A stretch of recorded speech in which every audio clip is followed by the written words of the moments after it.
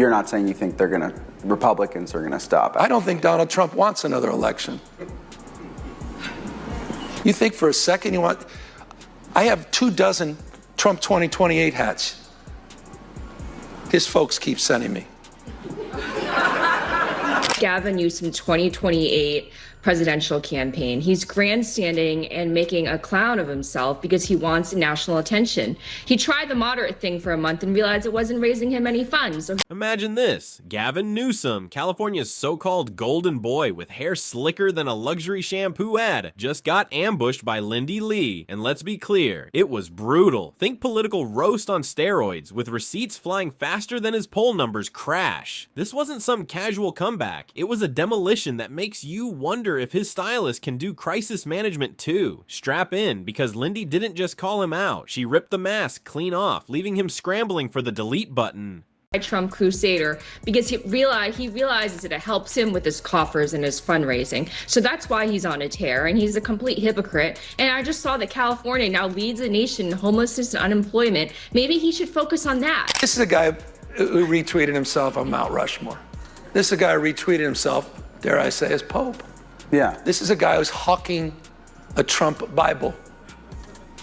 This is a guy who's out there selling perfume and with one of the great grifts, a coin. But I want to get to the Trump is not hot. So this is a guy who has merchandise. Gavin Newsom has long posed as the political version of a glossy magazine cover. The perfect teeth, the polished hair, the artfully rolled sleeves, as if California's chaos could be solved with a few swings of a Pottery Barn hammer. He's the type who likely rehearses his hand gestures in the mirror before stepping up to the podium, making sure every shrug drips with fake compassion, while every smirk whispers, "Future President." He tried to be a moderate for about a month. I think it was April, when he started his podcast? Exactly. He started his podcast. He had Charlie Kirk on. He tried the moderate shtick. Realized that it didn't get him the donations that he wanted.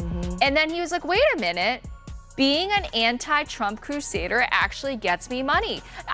I want people to be aware that a lot of what politicians say on TV, on social media every day is to get the coffers, to get money rolling into the coffers, to get their fundraising machine. If you're enjoying this takedown, please hit that subscribe button. Now here's the thing about glossy covers. One scratch and the shine peels back to reveal cheap cardboard underneath. That's when Lindi Li storms in, not with a scratch, but with a full-blown blowtorch. And you might wonder, what could possibly shake a man who's endured wildfires, blackouts, and even San Francisco brunch culture in a single political career? Turns out it's being exposed by someone who refuses to be dazzled by his Hollywood Governor act. I do want to say that $1 billion in 100 days is not just run-of-the-mill. This is astounding. And I have a duty of care to my donors who gave millions of dollars, and it wasn't easy for them to give. Some of them were paying in installments. It was a sacrifice for them. They looked for ways to give. So, people gave their hearts and souls to the campaign. They deserve a serious accounting to see why we were told that she was close or even winning in some of the swing states, but we lost all 7. Well, what did they say? We heard on the podcast, but what did they say on this call? Did they accept any blame? Did they sort of talk about mistakes that were made? No. While Gavin's been busy perfecting his commander-in-chief act and rehearsing those presidential hair flips, Lee arrived with receipts so damning they made California's rolling blackouts look like nothing more than mood lighting. But let's rewind for a second. Gavin Newsom has built his entire career on appearing like he was destined for public office. He doesn't simply walk into a room, he glides in like a cologne ad, making everyone instinctively clutch their wallets. His brand thrives on the illusion of California as a utopian paradise, with him as the sun-kissed savior keeping the fantasy alive. But not only did Gavin Newsom lie, he was the biggest liar. He was the one, and I was there, he was the one in the spin room lying to the entire world on the night of the debate, saying it was just a cold, nothing to see here, move along. But he is such a congenital liar. Reality doesn't exactly match Gavin's glossy brochure. Homelessness is exploding like someone left the stove on high. Taxes are steep enough to make Elon Musk weep into his stock options. And businesses are stampeding out of California like it's the season finale of Survivor. Yet somehow, Gavin still spins the chaos as though the state is thriving. It's almost impressive, like watching a magician yank endless scarves out of a hat while pretending not to see the elephant stomping through the crowd. And the applause kept rolling until Lindi Li stormed in and shouted, "That's not a rabbit, it's a rat in a tuxedo." So who is Lindi Li? Not just another Twitter handle tossing hot takes between lattes. She's got a tongue sharp enough to slice through Gavin's carefully polished image like bargain bin birthday cake. When she speaks, people listen, and this time she didn't just cast shade, she cut the lights. Her takedown of Newsom wasn't your standard political mudslinging. No, Li went straight for the jugular. She exposed his glaring failures, the ones glossy speeches can't buff out. Take homelessness. Gavin has poured billions into the crisis, yet the problem keeps swelling like an out-of-control sourdough starter. Li nailed the obvious. Throwing money without accountability isn't a solution. It's an expensive bandage that never sticks. And for a man who prides himself on fixing things, being told he can't even manage sidewalks without tent sprouting must sting like salt on a wound. Instead of focusing his time on this complete waste of taxpayer money, he has no agenda items. He has nothing positive to offer the American people. The only thing he cares about is himself. Everything is about him. And even Democrats understand this guy is truly fake. He's if you look up snake oil salesman in the dictionary, you would see his face right next to the definition. I wasn't sure if it was going to be snake oil or hair grease or hair product, but you never know. Actually, probably both. Then there's the business exodus. California was supposed to be the land of innovation, the place where Silicon Valley bros dreamed up apps that deliver artisanal toast to your doorstep. But now, CEOs are stuffing their Teslas and bolting for Texas faster than you can say no state income tax. And Lindi Li made sure no one missed it, because if billion-dollar companies are fleeing to the land of barbecue and cowboy hats, maybe the California dream is nothing more than a rerun nightmare. But Li didn't stop there. She zeroed in on the hypocrisy, the ambition, the not-so-hidden fact that Newsom seems more obsessed with polishing his presidential audition tape than running the state he already has. To him, California feels like a practice stage, where every crisis is just another line in his big monologue. Meanwhile, the audience, better known as residents, are left asking why their rent costs more than leasing a Tesla Model 3. And this is where the humiliation factor hits hard. Newsom's entire shtick is being untouchable. The cool kid at the political lunch table. He's the guy with the perfect quips, the rehearsed smirks, the aura of inevitability. But Li torched that illusion, treating him less like a presidential contender and more like a governor flunking his day job. She peeled back the glamour to reveal not the future of the Democratic Party, but a man who looks more like a failed landlord promising again to fix the plumbing next week. What drives you crazy? That people still speculate that you're waiting in the wings to run for president? I know it's not going to happen. You know it's not going to happen. But what do you think is fueling that speculation?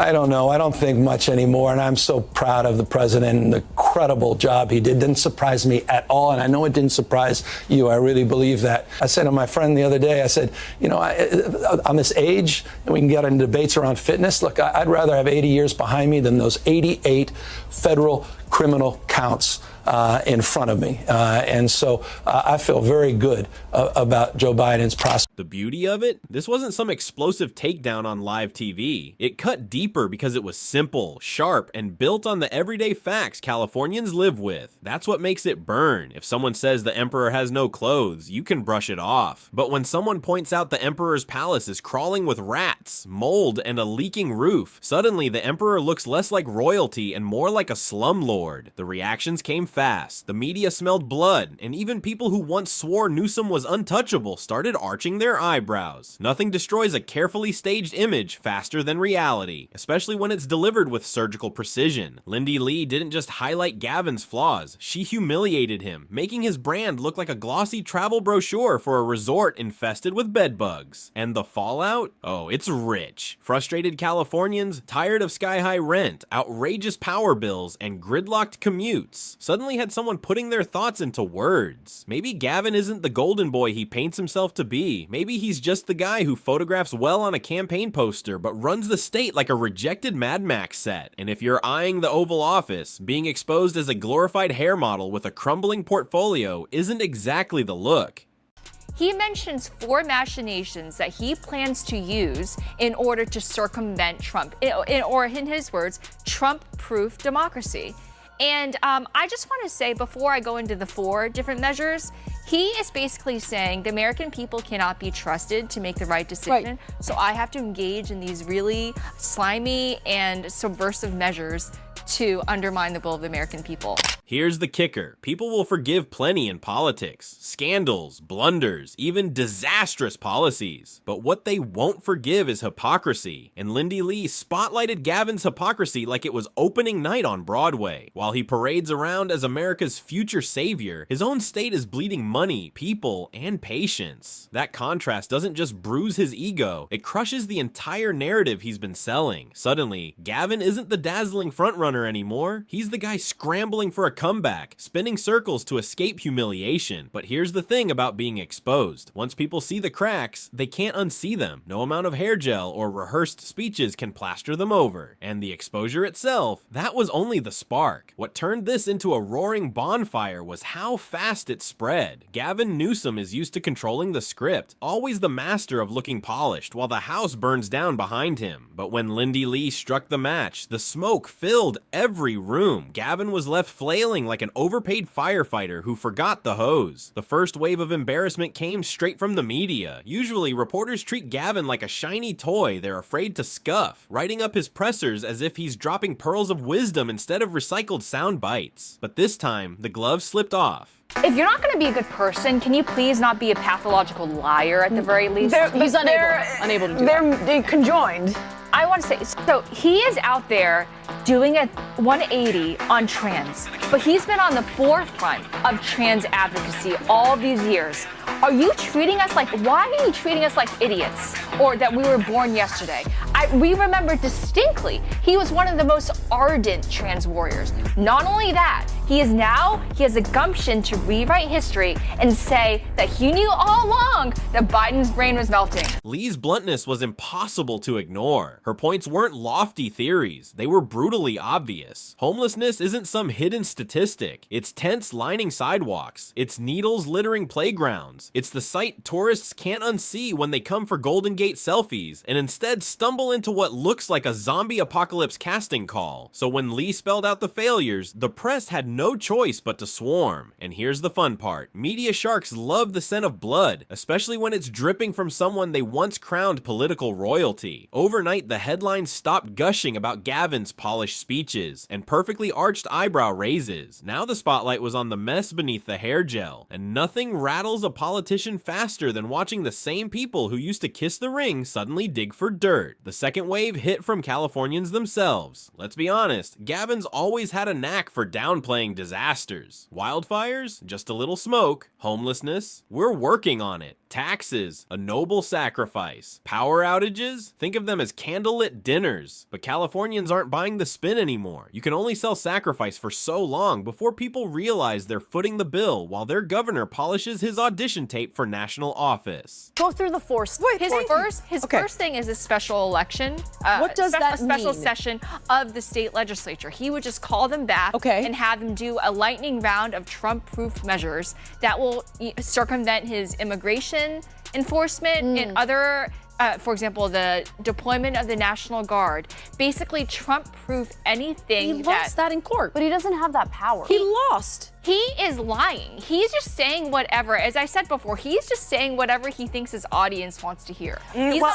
Lindi Li gave Californians the words for their frustration. She didn't reveal anything they didn't already know. She just said it louder, clearer, and without the glossy filter Gavin clings to. Suddenly, coffee shops, dinner tables, even Reddit threads lit up with chatter. People who once shrugged and accepted the chaos started asking, if this guy can't manage California, how's he supposed to manage the entire country? It's like watching a chef burn toast, then insisting he's ready to run a Michelin star kitchen. And then came the political insiders, the ones who act like loyal allies until you look weak, then circle like vultures at an all-you-can-eat buffet. Gavin's been floated as a presidential contender for years, mostly because he looks like central casting sent him over from generic future president, the movie. But Li's demolition cracked that aura. When your state is bleeding residents and businesses, when your policies read like Instagram captions instead of solutions. And when someone like Li calls you out in a way that sticks, you don't look like a savior. You look like damaged goods. And the humiliation only deepened because of who exposed him. If it had been a political rival, Gavin could have shrugged it off as part of the game. If it had been the media, he could have cried bias. But Lindi Li came from an angle he couldn't dismiss. It was like a boxer getting sucker punched by the water boy. Unexpected, devastating, and leaving him flat on the mat while the crowd cheered. But Gavin Newsom was on the front lines of defending Biden. He wasn't just a defender and champion of Biden. He was the strongest. He debated DeSantis on the national stage. He went out of his way to, frankly, and I'm sorry, I'm not going to sugarcoat it. He lied to the American people about the fitness of the president.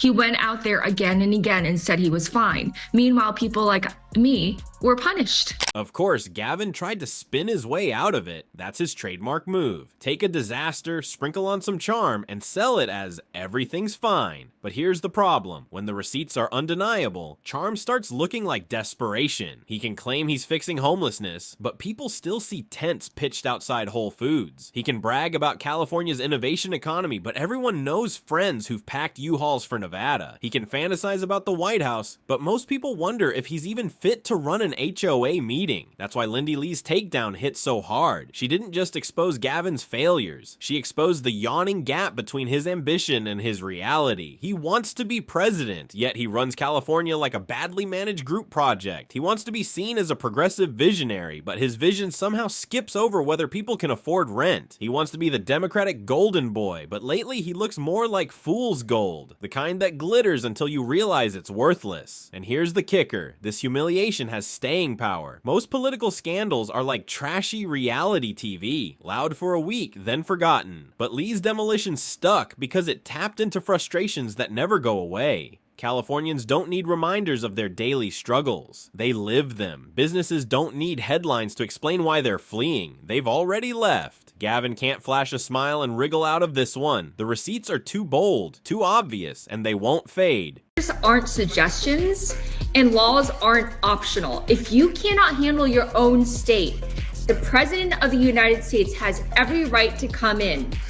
And right now, Gavin Newsom is treating public safety, he's treating our lives and our treasure as his plaything for his presidential campaign. His priority isn't the safety and the well-being of the American people. It's his own political preservation. He's positioning himself, trying to have it both ways, trying to pretend that he's all for illegal aliens, and then also that he's moderate. He cannot have it both ways. So where does that leave him? In one painfully awkward spot. The man who strutted around like the heir apparent suddenly looks fragile. His opponents smell blood. His allies start hedging their bets. And every time he pops up on TV, people don't just notice the hair and the teeth. They hear Lindi Li's words echoing in the background, a reminder that behind the polish stands a man presiding over a crumbling California. And Gavin knows it. That's the most humiliating part. He can feel the narrative slipping through his fingers. The humiliation isn't just public, it's personal. Because when your entire brand is built on being untouchable, nothing cuts deeper than someone proving you're very, very touchable.